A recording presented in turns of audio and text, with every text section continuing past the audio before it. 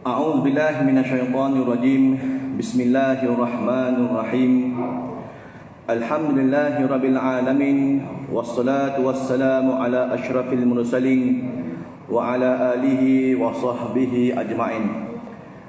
Subhanaka la ilma lana illa ma 'allamtana innaka antal alimul hakim. Rabbi shrah li sadri wa yassir li amri wahlul 'uqdatam min lisani yafqahu qawli, amma ba'du. Assalamualaikum warahmatullahi taala wabarakatuh.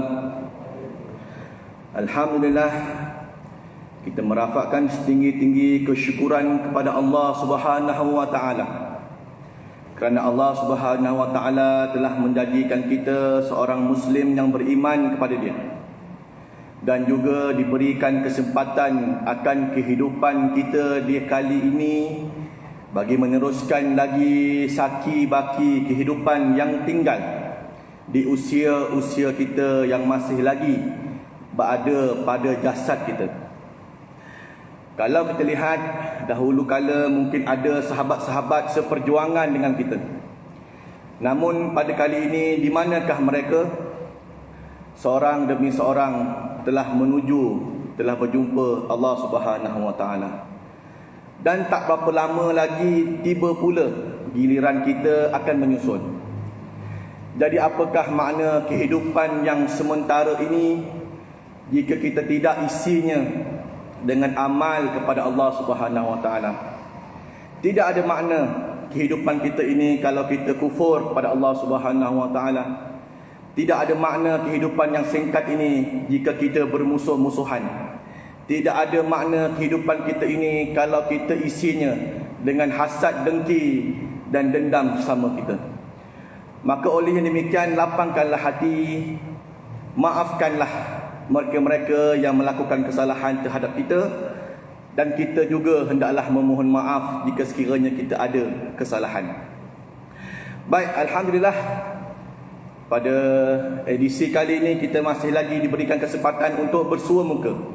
Setelah beberapa bulan kita melalui fasa pandemik dalam pelan pemulihan negara PPN ini dan PPN 3, kita alhamdulillah fasa ketiga ini dapat kembali untuk menyampaikan ilmu. Mudah-mudahan perkongsian ilmu ini dapatlah kita sama-sama amalkan sebagai satu teladan dan juga sebagai suri kehidupan kita untuk menuju Allah Subhanahu wa taala.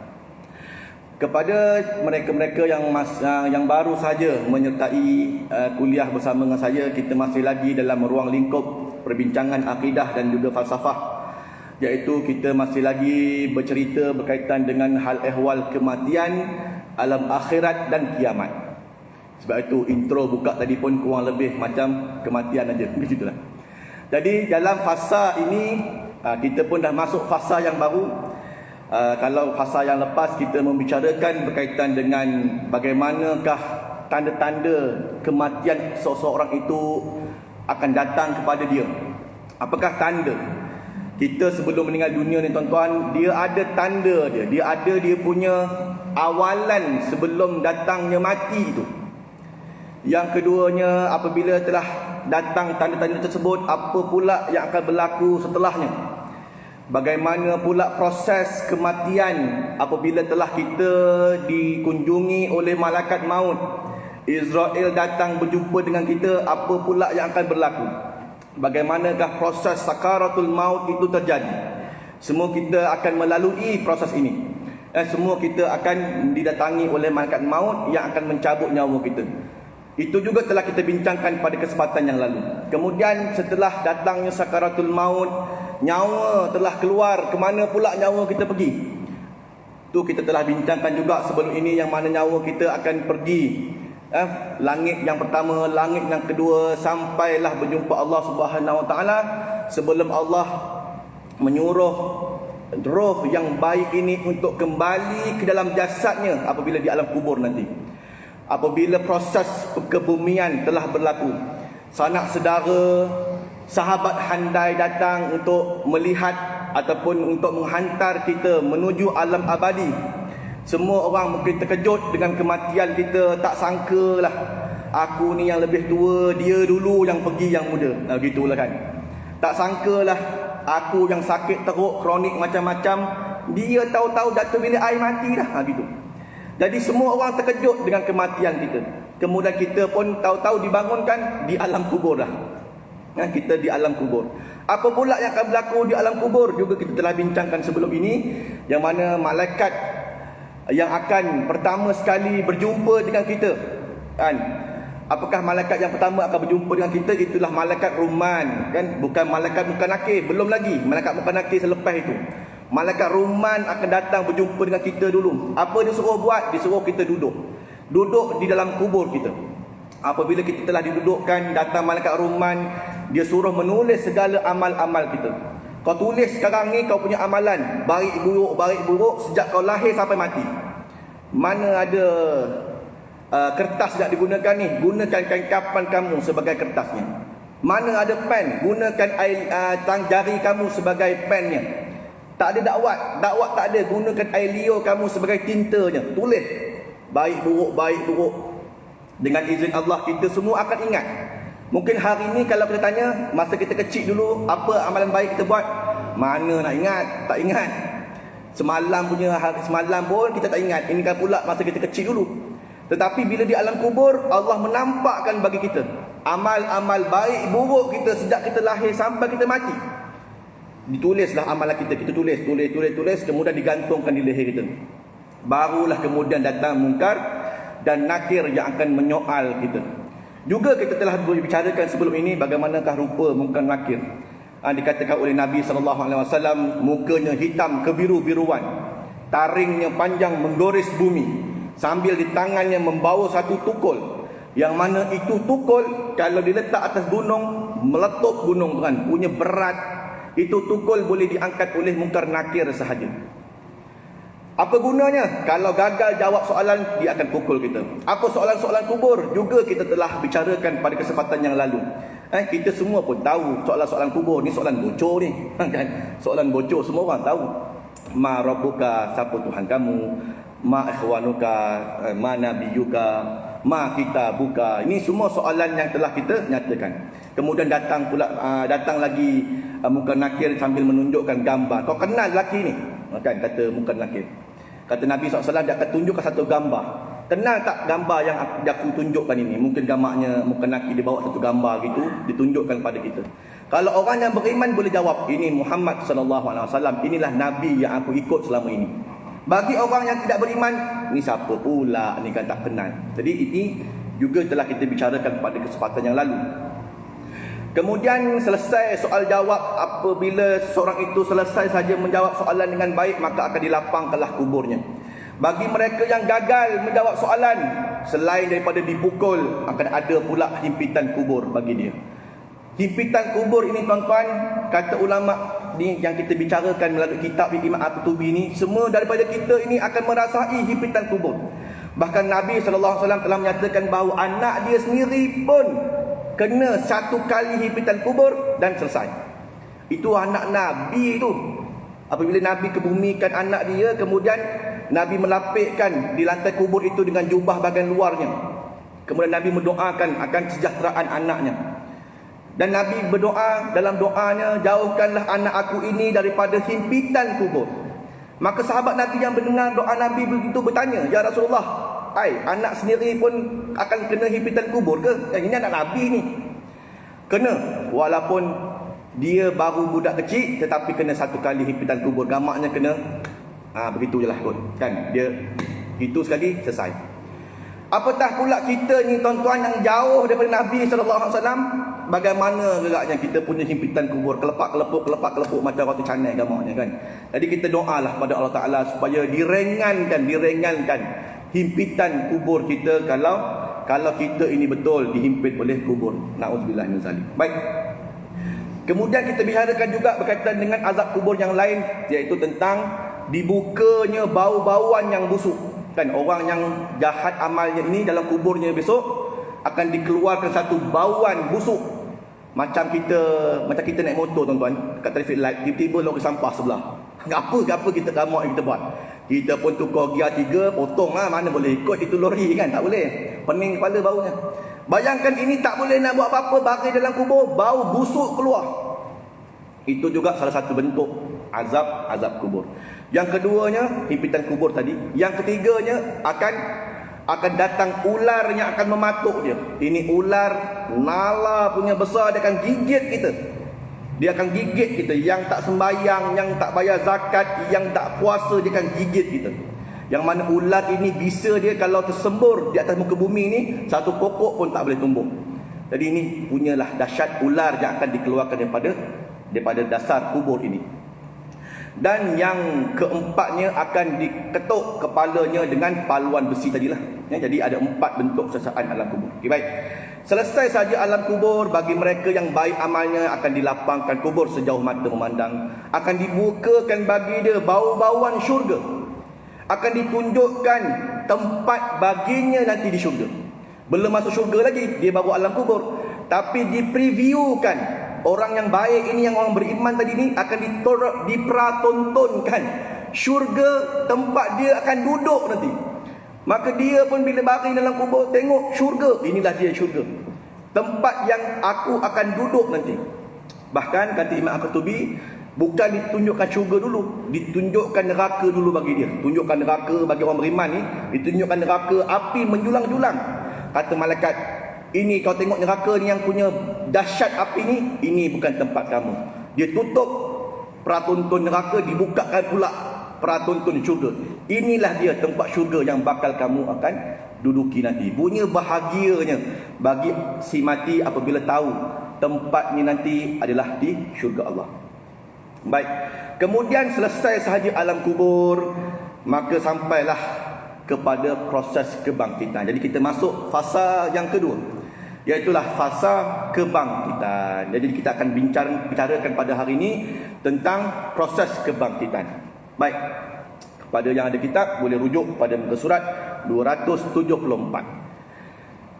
Kita telah membicarakan itu, yang mana kitab Imam Al-Qurtubi ini, pengarang kitab dia tidak susun mengikut tajuk.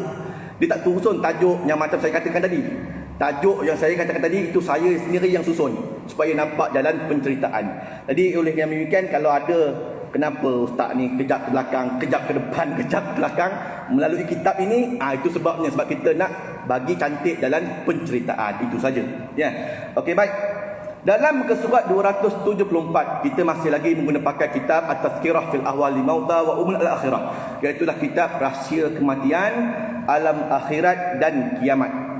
Bagi yang di kitab ini boleh rujuk pada muka surat 274, iaitu beberapa peristiwa sebelum kiamat. Kita akan bicarakan pada hari ini peringkat awal dahulu. Kita nak ceritakan apa yang akan berlaku sebelum kiamat datang kepada kita.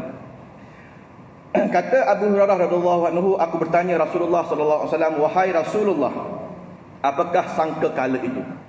Maka Nabi sallallahu alaihi wasallam, sebuah tanduk. Sangka kala itu adalah sebuah tanduk. Aku bertanya, bagaimana bentuk tanduknya? Kata Nabi SAW, bentuknya amat besar. Demi diriku yang ada di tangannya, besar lingkaran dan lubang tanduk tadi itu seperti luas langit dan bumi. Kelak akan ditiup sebanyak 3 kali. Tiupan pertama untuk mengejutkan, tiupan kedua untuk memusnahkan, dan tiupan yang ketiga untuk membangkitkan semua makhluk untuk menghadap Allah Subhanahu wa taala. Di mana Allah Subhanahu wa taala akan memerintahkan malaikat Israfil ini tadi untuk meniup yang pertama dengan kata-katanya, tiuplah tiupan untuk mengejutkan. Oleh demikian seluruh yang ada di langit dan bumi kecuali yang dikehendaki oleh Allah Subhanahu wa taala akan terkejut. Malaikat Israfil lalu memerintahkan anak buahnya untuk meratakan permukaan sangkakala itu sehingga sejajar dengan mulutnya dan menjangkakannya sehingga rata, lalu ditiupnya. Firman Allah Subhanahu wa taala, "Wa ma yanzuru haula'i illa sayhah wahidatan ma laha min fawaq." Surah Sad ayat 15. Dan sebenarnya yang mereka tunggu adalah satu teriakan sahaja yang tidak ada selanya. Baik. Ini gambaran awal kepada berlakunya kehancuran alam semesta ini. Mungkin di sana ada manusia yang percaya bahawa yang akan hancur itu bumi aja. Maka ramailah hari ini manusia mencipta roket pergi ke bulan, pergi ke planet Mars, Pergi ke mana-mana lah dirasakan bumi tak selamat, bumi akan hancur. Dekat Mars kita selamat. Gitulah gamaknya pemikiran mereka. Tetapi apabila kata Nabi SAW, itu tanduk pun besar langit dan bumi. Bukan setakat bumi saja akan hancur, segala matahari, bintang, alam semesta, segala nebula, segala apa galaksi semua hancur berkala. Jadi tidak ada tempat yang boleh selamat apabila datangnya perintah Allah meniup sangkakala ini. Baik, dalam perbahasan kita yang pertama ini membicarakan berkaitan dengan proses kebangkitan. Beberapa peristiwa yang kita nak nyatakan yang pertama sekali adalah tiupan sangkakala. Sangkakala ini disebut dalam Al-Quran sebagai as-sa'iq. Tiupan yang disebut sebagai as-sa'iq ini adalah satu jerkahan, jerit, gitu, meletup habis. Jadi digunakan apa untuk meletupkan alam semesta ini? Satu tanduk. Itulah namanya sangkakala. InsyaAllah nanti kesempatan yang akan datang kita akan bicarakan khusus bab sangkakala saja. Jadi ini merupakan cerita proses macam mana kebangkitan itu berlaku. Kemudian di dalam surah Az-Zumar Allah SWT berfirman dalam surah Az-Zumar, wa nufikha fis-suri fa wa'isaq man fis samawati wa man fil ardi illa man syaa Allah summa nufikha fi ukhra fa idahum qiyamun yanzurun. Dan sangkakala pun ditiup, maka matilah semua makhluk yang ada di langit dan di bumi, kecuali mereka yang dikehendaki oleh Allah. Bermakna ada yang boleh kita faham daripada ayat Quran ini, apabila berlaku tiupan sangkakala itu, ada makhluk takkan mati. Ada makhluk akan dihancurkan, segala bumi apa semuanya hancur, tetapi ada makhluk dia takkan hancur, dia takkan mati. Siapa contohnya? Israel takkan mati dulu. Ni Israfil yang tiup ini pun dia takkan mati dulu. Sebab apa? Sebab dia tukang tiup, kan? Jadi ada beberapa makhluk yang Allah lambatkan proses kematian mereka, akan mati juga tetapi dilambatkan proses. Jadi sesiapa yang dikehendaki Allah, dia akan mati dulu, dia akan mati dulu. Maka seketika itu mereka bangun dari kuburnya menunggu keputusan Allah Subhanahu Wa Taala. Jadi kita faham bahawa apabila tiupan yang pertama hancur berkecai, tiupan kedua akan dibangunkan balik semua makhluk daripada kubur mereka. Jadi bagaimanakah proses kebangkitan itu berlaku? Kan? Bagaimanakah proses kebangkitan ini berlaku? Ulama menyatakan bahawa dalam sebuah hadis dalam riwayat Imam Al-Bukhari, tuan-tuan boleh rujuk hadis Bukhari nombor 4554 dan juga hadis Muslim nombor 5253, di mana saya pendekkan dia punya hadis, kita pegang poin saja, iaitu minal insani syai'un illa yabla illa azma wahidan wa huwa ajibuz zanab wa minhu yurakkibul khalqu yaumal qiyamah. Tidak akan tersisa seorang pun kecuali ia akan binasa, kata Nabi SAW. Melainkan satu tulang, yaknilah tulang ekor. Dari tulang itulah manusia akan dibangkitkan kembali pada hari kiamat. Semua kita ni tuan-tuan yakin dan percaya akan mati. Sama ada kita mati reput tak reput jasad kita, wallahu alam, sebab ada makhluk Allah yang Allah tidak reputkan jasadnya. Kalau reput, reputlah. Kalau elok, eloklah. Kalau reput sekalipun, kata Nabi SAW, ada satu tulang dia takkan reput. Itu namanya apa dia? Tulang sulbi. Ajibuz zanab namanya. Ajibuz zanab ni tulang sulbi ataupun tulang kita punya di hujung tulang ekor tu lah, kan. Tulang ekor yang ada dekat tulang belakang kita ni bawah sekali. Itu dia tulang sulbi. Semua akan hancur. Segala kita punya kulit, mata, telinga, apa semua, kulit-kulit hancur, organ-organ dalaman semua membusuk belaka. Bahkan tulang-tulang muka, tulang-tulang tangan semua akan hancur. Bila mana? Sampai masanya, ribu-ribu tahun hancur belaka. Tinggallah ni namanya tulang sulbi sahaja yang tidak akan hancur. Apa lagi yang akan hancur, tuan-tuan? Jom kita bincangkan. Apakah lagi makhluk Allah yang mereput? Semua benda dalam dunia ini dia akan mereput apabila sampai tempoh masanya. Kalau kita lihat dalam satu laman web alam sekitar ni saja nyatakan kepada tuan-tuan lah, ya. Semua benda akan reput. Yang takkan reput 3 benda je. 3 benda je yang takkan reput. Yang lain semua reput. Kalau kita lihat beg kertas, tuan-tuan pergi McDonald apa semua dia bagi beg kertas, kan. Itu beg kertas kalau buang tu sampah, dibuang kat luar, dia akan reput dalam masa 1 bulan, dia akan reput. Tisu tandas 2 hingga 4 minggu akan reput.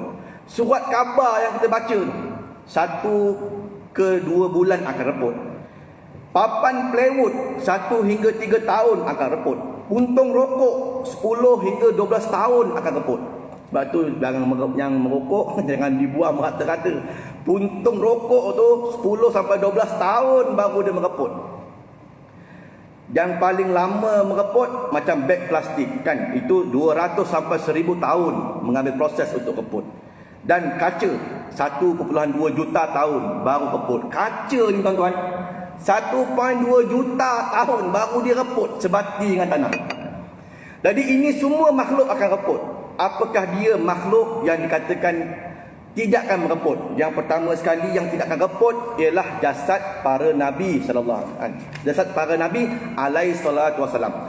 Jasad para nabi tidak akan reput. Ya. Jadi baik Nabi Adam alaihissalam yang mula-mula sebagai Abul Bashar dijadikan nabi dan manusia yang pertama, kalau kita tahulah di mana kuburnya, kalau dibuat proses penggalian dia tidak akan reput. Tapi kita tak tahu di mana kedudukan yang sebenar. Jasad para nabi ni tak tahu tuan-tuan. Walaupun tuan-tuan pernah pergi ke Jordan, pernah pergi ke Palestin, di situlah makam Nabi Syuaib alaihissalam kan, di Jordan. Di kampung Madian di Jordan ada satu kubur yang dikatakan kubur Nabi Syuaib alaihissalam. Nabi Yusha bin Nun itu di sepadan Amman, Jordan. Nabi Musa alaihissalam dikatakan di Bukit Merah di sepadan antara Jordan dengan Palestin di Jericho. Jadi memang orang kata ini dia makam Nabi. Nabi Ibrahim alaihissalam di Baitul Laham di Hebron.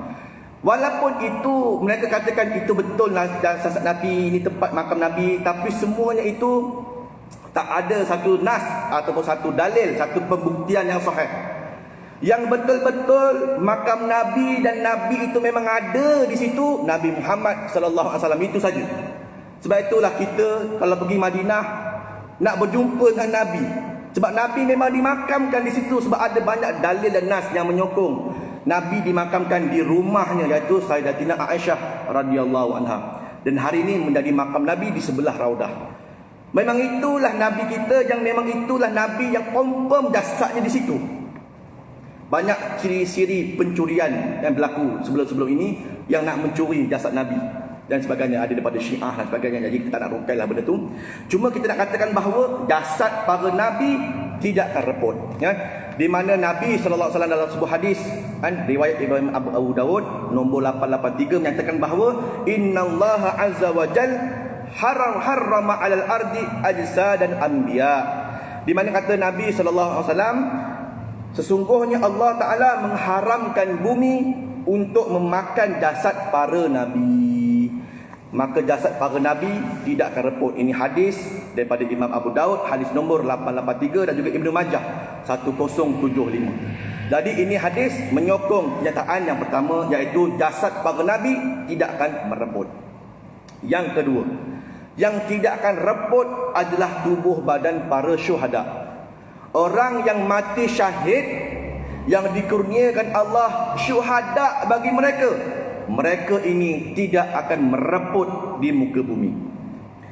Kalau kita lihat hari ini COVID-19, ada di antara kita yang mungkin kehilangan ahli keluarga yang meninggal akibat pandemik COVID-19 ini.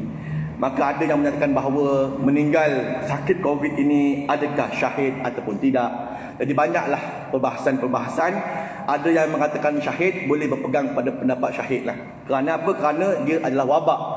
Mereka yang mati kerana wabak ini seperti mana taun di zaman Nabi sallallahu alaihi wasallam, maka mendapat pangkat syuhada. Jadi kita doakanlah, ya Allah, bagilah mereka itu pangkat syuhada. Ya.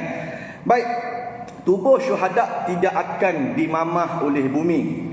Di mana ini satu kisah di zaman Nabi sallallahu alaihi wasallam, tuan-tuan boleh rujuk hadis riwayat Imam Bukhari, hadis sahih nombor 1264, di mana telah menceritakan kepada kami, Musaddad telah mengkabarkan kepada kami, Bishr bin Al-Mufaddal telah menceritakan kepada kami, Husain Al-Muallim daripada Atha daripada Jabir radhiyallahu anhu berkata, ketika mana terjadinya perang Uhud, Pada suatu malamnya bapakku memanggilku seraya berkata, tidaklah aku melihat diriku atau menduga, melainkan aku akan menjadi orang yang pertama-tama gugur di antara para sahabat Nabi radhiyallahu anhum ajmain dalam peperangan ini, dan aku tidak akan meninggalkan sesuatu yang berharga bagimu sepeninggalanku, melainkan dari Rasulullah sallallahu alaihi wasallam. Jadi memang betul bapa kepada Jabir radhiyallahu anhu syahid dalam perang Uhud. Dan aku mempunyai hutang, maka lunasilah hutang aku dan berilah nasihat yang baik kepada saudara-saudaramu yang perempuan. Pada pagi harinya kami mendapati bapakku adalah orang yang pertama gugur dalam perang Uhud dan dikuburkan bersama dengan orang lain dalam satu kubur. Setelah itu perasaanku tak merasa baik dengan membiarkan dia bersama orang lain bersempit-sempit dalam kubur. Maka kemudiannya aku keluarkan jasad ayahku itu setelah 6 bulan lamanya dari hari pemakamannya, dan aku dapati jenazah bapakku itu masih utuh sebagaimana hari dia dikebumikan, dan tidak ada yang berubah padanya kecuali sedikit pada ujung bawah telinganya sahaja.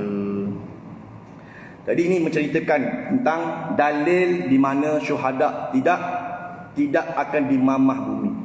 Orang yang mati syahid dikuburkan, kemudian dikuburkan dengan baju-bajunya. Kalau dia mati dalam perang apa semua, saya ingat lagi saya pernah melihat dahulu zaman 90-an waktu saya kecil, perang di Ambon kan, di Ambon ada dulu kan, tuan-tuan mungkin pernah lalui juga lah.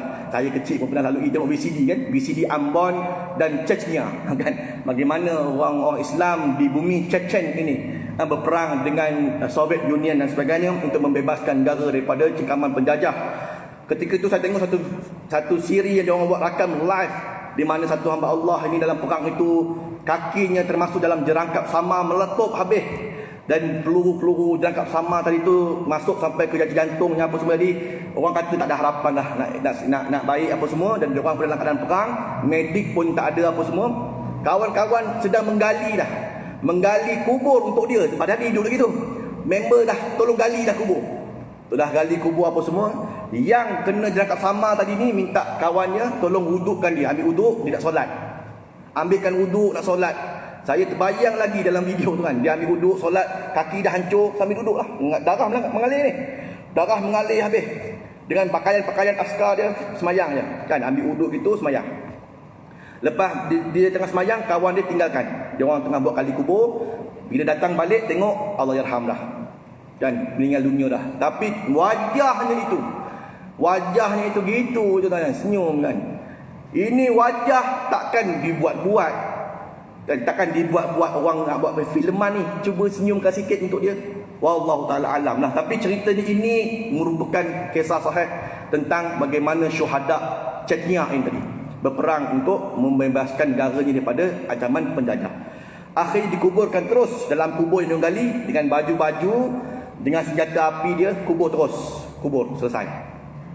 Orang yang mati syahid ini darahnya segar sampai ke hari ini mengalir. Seperti mana ni kubur Uhud. Dahulu kala ketika mana sebelum adanya Masjid Uhud pada hari ini, Jami' Uhud, kalau tuan-tuan pergi di Madinah hari ini ada satu masjid namanya Masjid Jami' Syuhada Uhud. Itu masjid yang siap pada tahun 2018 dirasmikan oleh Raja Salman. Dulu tapak masjid itulah tempat makam syuhada sebelum dipindahkan ke tempat makam syuhada yang berpagar itu kan. Maka ketika mana Imam Haramain datang untuk mengeluarkan jenazah, pindahkan. Kenapa perlu dipindahkan? Sebab Madinah pernah berlaku banjir. Bila berlaku banjir, terkeluar jasad ni. Banjir tuan-tuan, banjir. Jasad-jasad terkeluar. Jadi diorang fikir diorang kena pagarkan dalam sebuah pagar. Sebab tu pagar tu ada hari ni. Jadi diorang gali balik dan kebumikan di tempat yang baru. Kata Imam Haramain dalam rekod dia, saya nyatakan bahawa aku melihat yang dikatakan Hamzah bin Abdul Muttalib ni, pak saudara Nabi ni, yang dikatakan pak saudara Nabi yang ditombak oleh Wahsy itu, aku melihat sendiri jasadnya mengalir lagi darah daripada bekas tombak. Hamzah ni tuan-tuan, dia antara yang terawal masuk Islam, kan, antara yang terawal. Sebab ketika mana Nabi SAW di Mekah banyak dicaci maki oleh Abu Jahal dan sebagainya. Tapi Hamzah ni merangkap pak saudara dia juga.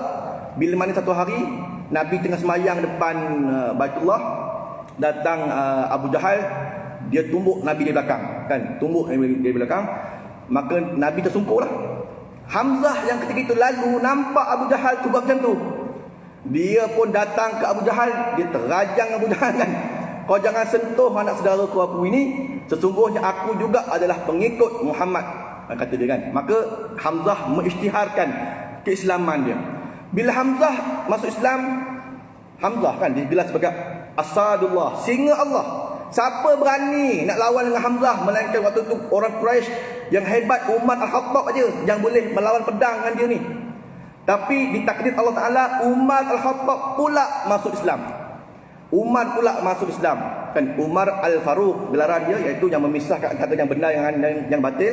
Umar dengan Hamzah, bila mana kalau diarahkan ke di perjalanan mana pun Nabi di belakang, Umar dan juga Hamzah berada di depan. Siapa pun tak berani buat apa-apa. Sebab tengok Umar, Hamzah ke depan, kau nak mampus pergi ke depan tu. Jangan kau sentuh Muhammad. Kau nampak depan tu, dua panglima dia. Begitu hebat sekali Nabi, begitu sayang sekali Hamzah bin Abdul Muttalib ini, pak saudara dia. Tiba-tiba ditombak oleh Wahsy kan. Wahsy ini adalah hamba orang Afrika kulit hitam, orang upahan daripada Hindun. Kan ketika mana dalam perang Badar, perang sebelum Uhud kan, pasukan Islam ataupun Hamzah tadi ini berjaya membunuh suami Hindun. Jadi ini balas dendam dia. Diubah satu penombak handalan daripada Afrika sana, yang mana ini kalau Wahsy ni dia tombak tak pernah tak kena. Tombak mesti kena punya. Oleh demikian diubah dia menyelinap di laik batu. Bila Hamzah tengah main pedang, dia tombak daripada belakang, tembus dada Hamzah, dan Hamzah rebah on the spot. Jadi syahidlah Hamzah ini. Dan kata Imam Haramain yang menguruskan pemindahan jenazah, aku dapat menyaksikan sendiri, ini dia Hamzah. Sebab dalam mayat-mayat lain semuanya luka kena panah gitu, sikit-sikit gitu. Tapi ini satu badan jasad terbuka dia punya dada dia. Seolah-olah ada satu benda yang ditombak dari belakang. Jadi jasad lain tak ada, ini satu aja. Inilah yang dikatakan Hamzah bin Abdul Muttalib. Aku melihat darah daripada kesan tombak mengalir lagi, tuan-tuan. Mengalir lagi di tubuhnya. Jadi begitu sekali lah Allah Ta'ala muliakan manusia yang digelar syuhada, syahid di sisi Allah Subhanahu Wa Ta'ala. So kita ni, tuan-tuan, boleh juga mendapat syahid ini. Tak semesti pergi perang pun dapat syahid lah tu. Cuma ada juga beberapa orang ataupun beberapa kategori yang dikategorikan sebagai syahid juga. Contohnya dia terbakar kan. Mati terbakar itu syahid. Mati lemas syahid.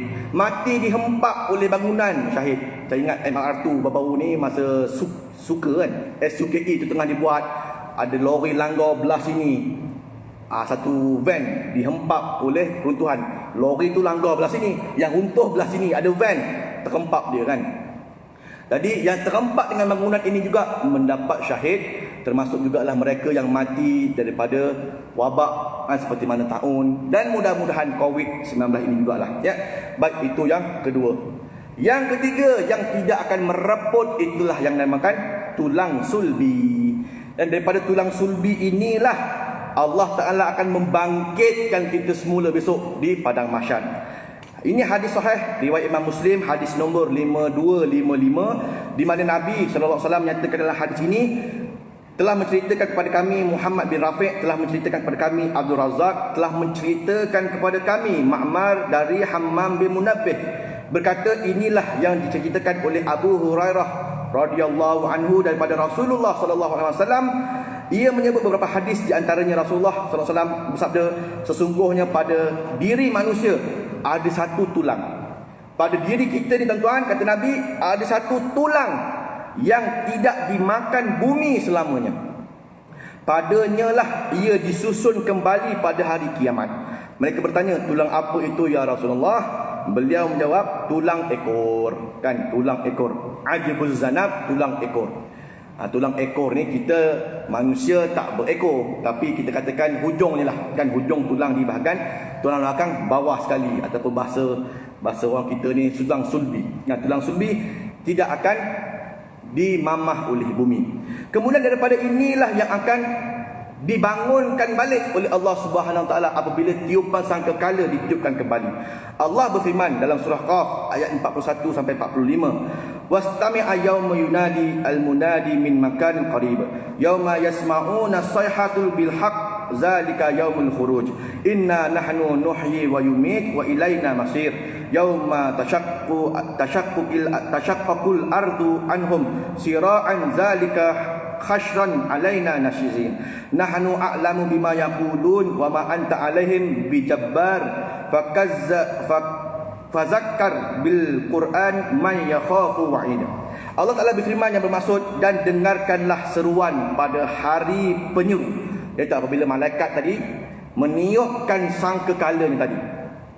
Apabila malaikat menyeru dengan seruan dia dari tempat yang dekat, iaitu pada hari mereka mematikan, dan hanya kepada kamilah tempat kembalinya semua makhluk, iaitu pada hari bumi terbelah-belah menampakkan mereka, lalu mereka keluar dengan cepat. Dan demikian itulah adalah pengumpulan yang mudah bagi kami. Kami lebih mengetahui tentang apa yang mereka katakan, dan kamu sekali-kali bukanlah seorang yang pemasuk terhadap mereka. Maka beri peringatanlah kepada akuan, kepada yang takut akan ancaman aku. Maka inilah yang dikatakan sebagai daripada tulang tadi ini, apabila datang tiupan seterusnya, tiupan yang ketiga, maka datanglah daging, datanglah balik tulang-tulang yang lain, membentuk balik tubuh badan manusia yang telah di bawah bumi sebelumnya. Tu kita pun tak boleh nak bayangkan bagaimana. Tapi kalau tuan-tuan pernah melihat filem-filem macam CSI contohnya kan, berlaku pembunuhan apa semua, daripada tulang sulbi itulah orang susun supaya dapat kerangka asal manusia itu tadi kan. Baik di Perak Man, di Lenggong Perak sana pun sama juga, tulang sulbi takkan hancur. Jadi kadang-kadang orang susun balik daripada tulang sulbi sampailah bentuk tulang rangkanya apa semua. Ada satu masa semua tulang pun akan dihancurkan apabila dibangunkan balik. Inilah yang dikatakan oleh Allah Taala dalam surah Yasin, qalu ya wailana man ba'athana min marqadina hadza ma wa'ada rahman wa sadaqal mursalun. Kata orang-orang yang kafir, maka celakalah kami, siapakah yang telah membangkitkan kami daripada tempat tidur kami ini. Kata orang-orang yang beriman, inilah dia yang dijanjikan oleh Allah Subhanahu Wa Taala, iaitu hari kebangkitan. Baik, saya kira cukup sekadarnya. InsyaAllah pada kesempatan yang akan datang kita akan membicarakan khusus berkaitan yang namanya sangkakala tadi. Bagaimanakah rupa sangkakala dan bagaimanakah proses itu dilakukan, proses demi proses dan sebagainya, sehinggalah kita menuju ke padang mahsyar, insya-Allah. Terima kasih atas segala perhatian, mohon maaf atas segala kekurangan. Aku lakukan hadza wa astaghfirullahalazim li wa lakum. Kita tangguhkan majlis dengan tasbih kifarah dan surah Al-As. Subhanallah subhanallah. Bismillahirrahmanirrahim. Assalamualaikum ila alladziina amanu wa amilus solihat wa tawassaw bil haqq wa tawassaw bis sabr. Assalamualaikum warahmatullahi taala wabarakatuh.